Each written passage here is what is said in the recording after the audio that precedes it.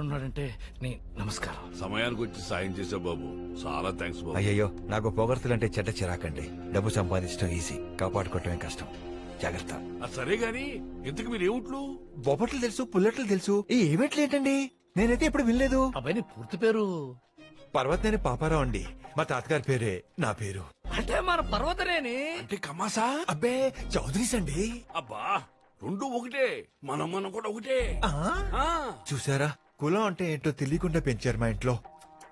Feel అవ్వకు బాబు, feel అవ్వకు. Innocent parents. ఏం చేస్తున్నావు బాబు? గ్రూప్స్ క్లియర్ చేశానండి. రేపు మాపు పోస్టింగ్. ఇంట్లో పెళ్లి సంబంధాలు కూడా చూస్తున్నారు. ఆపేమని చెప్పు.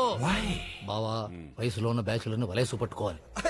ఇదిగో అబ్బాయి, రేపు మా ఇంట్లో నీ పెళ్లి చూపు. రేపేనా? మరి మా ఇంట్లో వాళ్ళు వాళ్ళందరినీ కూడా తీసుకుని మా ఇంటికి వస్తున్నావు, మా అమ్మాయిని చూస్తున్నావు. ఓకేనండి, మీ ఇష్టం. రండి రండి రండి, టైంకి వచ్చేసారు. వచ్చాం గాని పెళ్లి చూపులేంటి అవుట్ హౌస్ లో పెట్టారు? ఏమంటే మా ఇల్లండి. మా అవుట్ హౌస్ లో ఉంటేను ఇంతకీ ఈవిడ మనకు సరితూతారు. ఇంకా లోపలికి వెళ్ళవే. రండి. ఈ ఇల్లు కట్టి 100 ఏళ్ళు అవుతుందండి. 100 ఏళ్ల నుంచి ఇంకో కొంప కొనలేదా? అక్కాయ్, ఆస్తుల గురించి అడుగుతున్నాను అబ్బాయి, వద్దా? అడగద్దా? ఏమో అక్కాయ్, నా మటికి నాకైతే చెరగని చిరునవ్వే తరగని ఆస్తి. అల్లుడు గారి థాట్స్ అన్ని ఆధునికంగా ఉన్నాయి. ఆధునికంగా ఉంటే సరిపోవమ్మా, ఆర్థికంగా కూడా చూసుకోవాలి కదా, అందుకే మేము వచ్చాం. ఇంతకీ మీదే బిజినెస్? తరతరాలుగా మాది పొగాకు వ్యాపారం. కాల్చేవారు ఉన్నంత వరకు మాకే డోకా లేదు. మరి మీది? మాది అగరబత్తుల వ్యాపారం. పీల్చే వాళ్ళు ఉన్నంత వరకు మాకు కూడా డోకా లేదు మాయ గారు. ఇంకా ఆలస్యం ఎందుకు, అమ్మాయిని రమ్మందాం. ఏమంటారు? అక్కాయ్, అబ్బాయి అమ్మాయి కనపడుతుందిలే.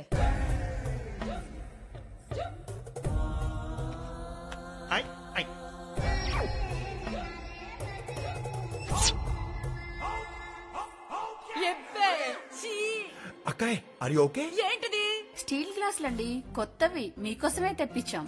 Steel glass ఎట్టుంటదా? మా ఇంట్లో అన్ని ఎండు గ్లాసులేలే. స్టీల్ గ్లాసులు పాలేళ్లకి ఇచ్చేసి 25 ఏళ్లయింది. బావా, కౌంటర్ వద్దు, గొప్పంటి సంబంధం. పెద్ద కోళ్ళు సుహాసిని 85 కేజీలు, రెండో కోళ్ళు పద్దు 76 కిలోలు.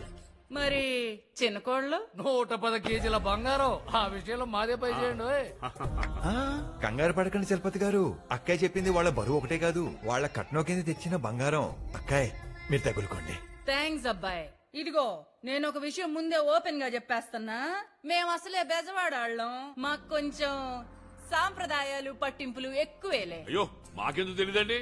బెజవాడంటేనే పైన అమ్మవారు, కింద. బావా, కాంట్రవర్సీలు వద్దు బావా.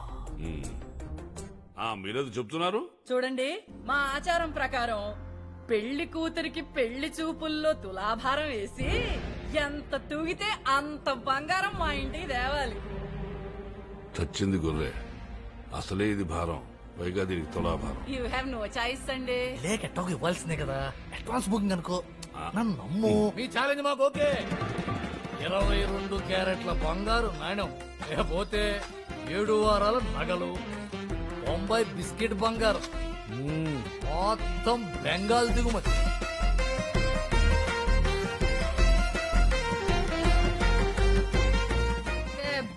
పోగడం కాదు కదా, కనీసం పోగడం కూడా లేదు.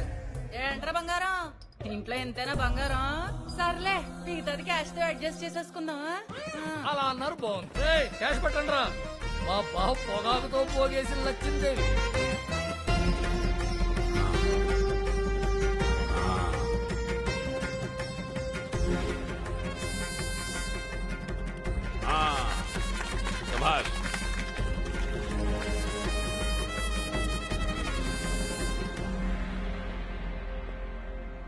ఝాన్సీ గారు, మొత్తం సీజ్ చేసి సీల్ వేయండి.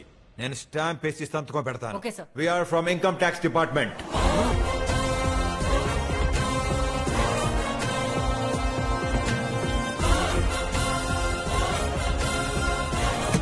అసలు ఇదంతా జరిగింది నీ వల్లేనా?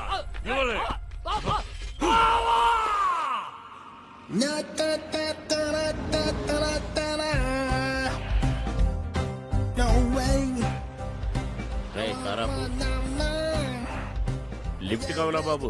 అంతకన్నా ప్లీజ్ గట్టి. రాజకీయ నాయకులు అడిగినా ఏమి ఎవరు? మీరేంటి సార్ అడగకుండానే లిఫ్ట్ ఇస్తున్నారు? అధికారంలో ఉండి కూడా ప్రజలకు ఏమి ఇవ్వలేకపోతున్నామయ్యా. కనీసం లిఫ్ట్ అయినా ఇద్దామని. నువ్వు పోనీవే. మధ్యలో ఎక్కడైనా టీ తాగుదామా? ఆ, ఇంతకీ నువ్వేం చేస్తుంటావు బాబు? నిన్నటి దాకా ఐటీ ఆఫీసర్ అండి. నిన్నటి దాకా ఇన్కమ్ ట్యాక్స్ ఆఫీసర్ అంటే నిన్నేదో జరిగింది. ఏం జరిగిందయ్యా? Morning morning. Good morning Jhansi గారు. ఏవన్ మూర్తి గారు ఎలా ఉన్నారు? అల్లుడు అవ్వాలి, అల్లరయ్యాడు. ఏమయ్యా, అధికారం ఉంది కదా అని ఎవరింటి పడితే ఇంటికి వెళ్ళిపోతావా? అసలు జగ్గారావు గారు అంటే ఏమనుకుంటున్నావు? ఆఫీసర్, నా గురించి వాడికేం చెప్పుకో. కాసేపట్లో అన్ని వాడికి అర్థమైపోతాయి. చిత్తం. మర్యాదగా చేసిన పనికి క్షమాపణ చెప్తే కనీసం ఉద్యోగమైనా ఉండకుండా ఉంటుంది. 4-5 రైడ్లు చేయగానే కెరీర్లో సక్సెస్ వచ్చింది.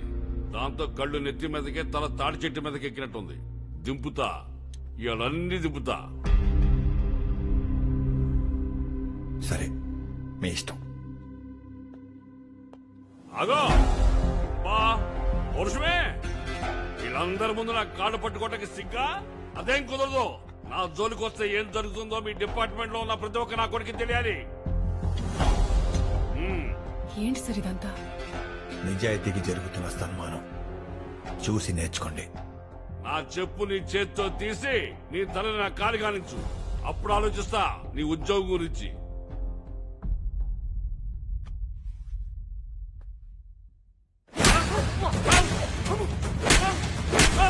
ఇంత పవర్ఫుల్ మనిషిని పట్టుకుని ఎలా కొట్టేశావురా? ఇలా ఇప్పుడు తొడుక్కోండి సార్.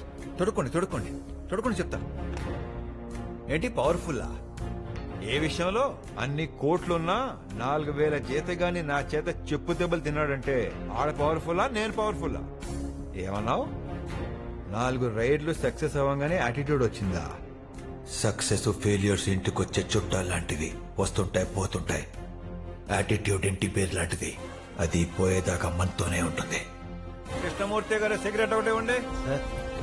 సస్పెండ్ అయ్యాక ఎక్కడైతే ఏంటి? నా పేరు పర్వతనేని పాపారావు కాదు, बच्चन, मिस्टर बच्चन. नाम तो सुना होगा, अब याद भी रहेगा.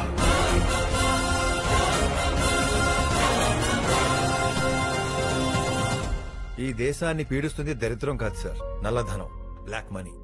ఇంకా పేదోడు తెల్లమొహం వేస్తున్నాడంటే దానికి కారణం నల్లధనమే సార్. అయినా కూడా ఈ దేశంలో నడుస్తుందంటే కారణం నీలాంటి సిన్సియర్ ఆఫీసర్లే. సిన్సియర్ ఆఫీసర్స్ ఉంటే సరిపోదు సార్, సిన్సియర్ పొలిటీషియన్స్ కూడా ఉండాలి.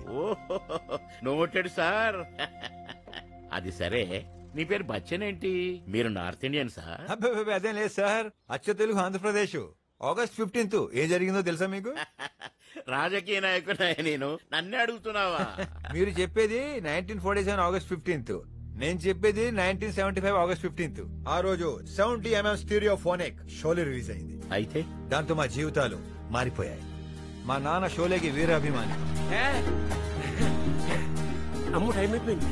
100 సార్లు చూసుంటాడు.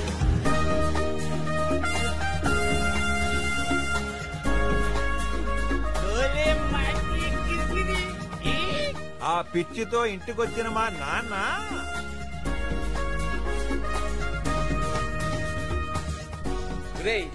ఇవాళ నుంచి నీ పేరు అమితాబ్ బచ్చన్. నా పేరు ఆనంద్ నాన్న, అమితాబ్ బచ్చన్ కాదు. అయితే ఆనంద్ బచ్చన్. నీ ఫ్రెండ్ పేరు వీరు. మరి మీరు? ఠాకూర్, రామ్గఢ్ కా ఠాకూర్. అదేం పేరండి? తుమ్ చుప్ రహో బసంతి. అమ్మో, అదెవరు? నువ్వే. మా ఇంటి పేరుని రామ్గఢ్ గా మార్చేసి మా స్కూటర్ को డెప్ప తగిలించాడు. भी फेंके हुए पैसे नहीं उठाता. दीवार मेरे पास माँ है. माँ नहीं. बच्चन, मिस्टर बच्चन, नाम तो सुना होगा. बच्चन, मेरे बच्चन. దాంతో నా పేరు అలా ఫిక్స్ అయిపోయింది. పెద్దోడు వేయక మార్చుకోలేకపోయావా? జన్మనిచ్చాడు, ఆ మాత్రం ఆనందం ఏమలేనా? నేను ఈ రోజు నుంచి ఆ బచ్చన్ కి కాదు, ఈ బచ్చన్ కూడా ఫ్యాన్ అయిపోయాను. Thank you sir, thank you. కాలం కలిసి వస్తే మళ్ళీ కలుద్దాం. తప్పకుండా. ఒక్క ముక్క ఎక్కట్లేదు ఉందరా నీకు ఎలా?